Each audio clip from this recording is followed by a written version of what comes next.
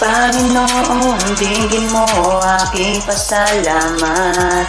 Pagpapasalamat sa lahat sa pagmulat ng katotohanan nasusulat na ang tunay na kayamanan dito sa daigdig. Walang iba kundi ang iyong pag-ibig.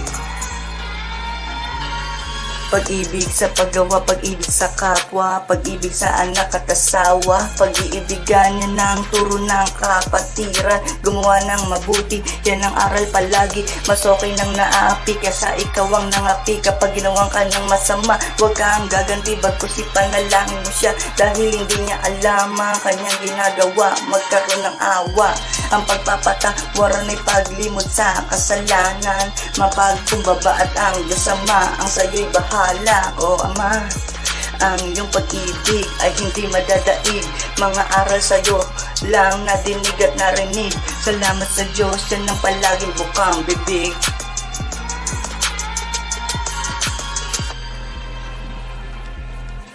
Panginoon, dinggin mo aking pasalamat.